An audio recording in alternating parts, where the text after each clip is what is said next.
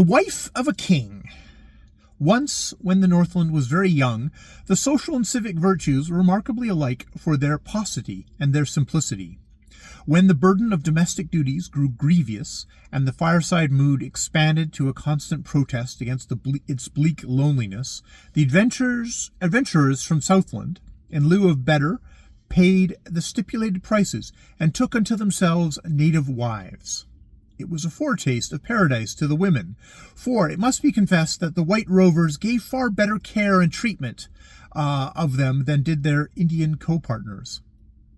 Of course, the white men themselves were satisfied with such deals, as were also the Indian men for that matter. Having sold their daughters and sisters for cotton blankets and obsolete rifles, and traded their warm furs for flimsy calico and bad whiskey, the sons of the soil promptly and cheerfully succumbed to quick consumption and other swift diseases correlated with the blessings of a superior civilization. It was in these days of Arcadian simplicity that Cal Galbraith journeyed through the land and fell sick on the lower river. It was a refreshing advent in the lives of the good Sisters of the Holy Cross, who gave him shelter and medicine, though they little dreamed of the hot elixir infused into his veins by the touch of their soft hands and their gentle ministrations. Cal Galbraith became troubled with strange thoughts, which clamored for attention till he laid eyes on the mission girl, Madeleine. He gave no sign, biding his time patiently. He strengthened with the upcoming spring, and when the sun rode the heavens in a golden circle, the joy and throb of life was in all the land. He gathered his still weak body together and departed. Now, Madeleine, the mission girl, was an orphan.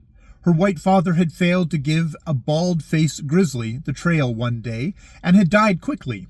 Then her Indian mother, having no man to fill the winter cache, had tried the hazardous experiment of waiting till the salmon run on 50 pounds of flour and half as many of bacon. After that, the baby, Chukra, went to live with the good sisters, and to thenceforth be known by another name.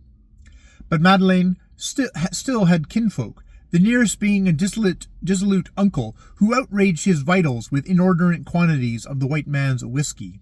He strove daily to walk with the gods, and incidentally his feet sought shorter trails to the grave. When sober, he suffered exquisite torture. He had no conscience. To this ancient vagabond, Cal Galbraith duly presented himself, and they consumed many words and much tobacco in conversation that followed. Promises were also made, and in the end the old heathen took a few pounds of dried salmon and his birch-bark canoe and paddled away to the mission of the Holy Cross. It is not given the world to know what promises he made and what lies he told. The sisters never gossip, but when he returned, upon his swarthy chest there was a brass crucifix, and in his canoe his niece Madeleine. That night there was a grand wedding and a potlatch, so that for 2 days to follow there was no fishing done by the village. But in the morning Madeleine shook the dust of the lower river from her moccasins, and with her husband, in a poling boat, went to live on the upper river in a place known as the lower country. And in the years which followed she was a good wife, sharing her husband's hardships and cooking his food, and she kept him in straight trails, till he learned to save his dust and to work mightily. In the end, he struck it rich and built a cabin in Circle City, and his happiness was such that men that came to visit him in his home circle became restless at the sight of it, and envied him greatly. But the Northland began to mature, and social amenities to make their appearance. Hitherto the Southland had sent forth its sons, but now it belched forth a new exodus, this time of its daughters. Sisters and wives they were not, but they did not fail to put new ideas in the heads of men, and to elevate the tone of things in ways peculiar to their own.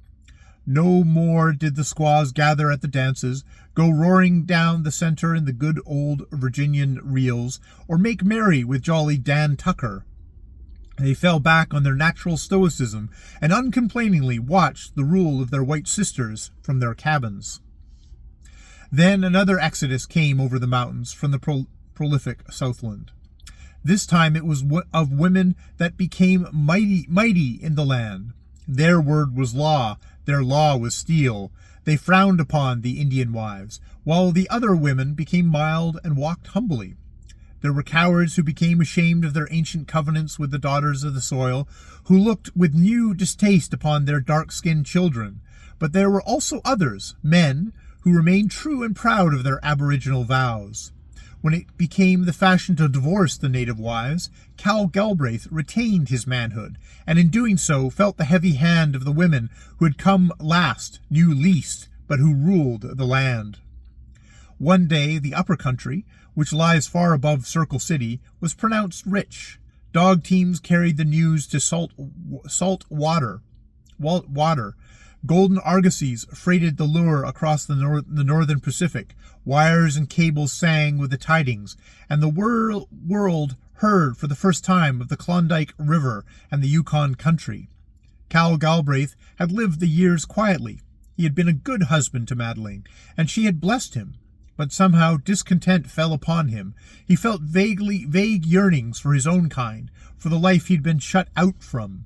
A general sort of desire which men sometimes feel to break out and taste the prime of living. Besides, there drifted down the river wild rumors of the wonderful El Dorado, glowing descriptions of the city of logs and tents, and ludicrous accounts of the Che-cha-quas who had rushed in and were stampeding the whole country. Circle City was dead.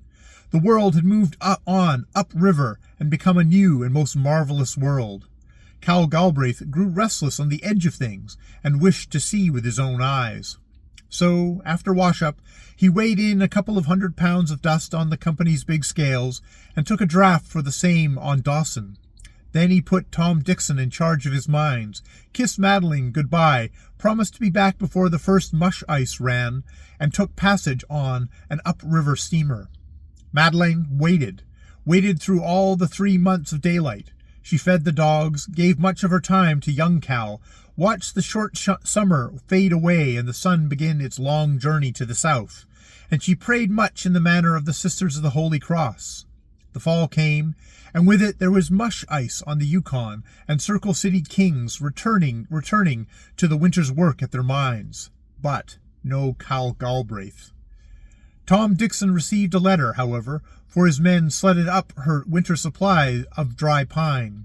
The company received a letter for its dog teams filled her cache with their best provisions, and she was told that her credit was limitless. Through all the ages, man had been held in the chief instigator of the woes of women. But in this case the men held their tongues and swore harshly at one of their own number who was away, while the women failed utterly to emulate them. So, without needless delay, Madeleine heard strange tales of Cal Galbraith's doings, also of a certain Greek dancer who played with men as children did with bubbles. Now Madeleine was an Indian woman, and further, she had no woman friend to whom to go for wise counsel.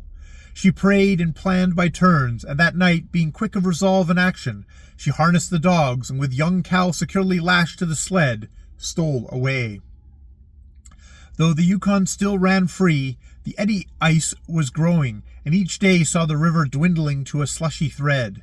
Save him who had done the like, no man may know what she endured in traveling 100 miles on the rim ice, nor may they understand the toil and hardship of breaking the 200 miles of packed ice which remained after the river froze for good. But Madeleine was an Indian woman, so she did these things, and one night there came a knock at Malamute Kid's door. Thereat he fed a team of starving dogs, put a healthy youngster to bed, and turned his attention to an exhausted woman. He removed her icebound moccasins while he listened to her tale, and stuck the point of his knife into her feet so that he might see how far they were frozen. Despite his tremendous virility, Malamute Kid was possessed of a softer, womanly element, which could win the confidence of a snarling wolf dog, or draw confessions from the most wintry heart. Nor did he seek them.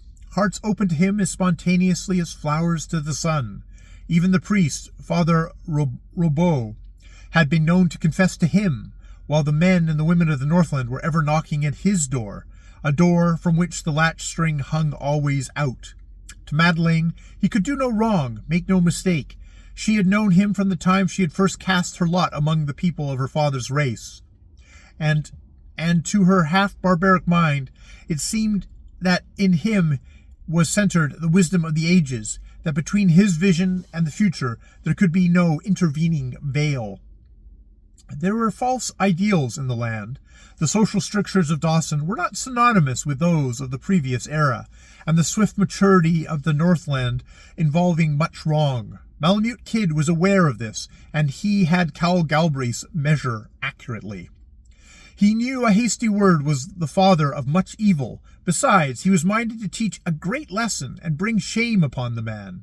So, Stanley Prince, the young mining expert, was called into the conference the following night, as was also Lucky Jack Hardington and his violin.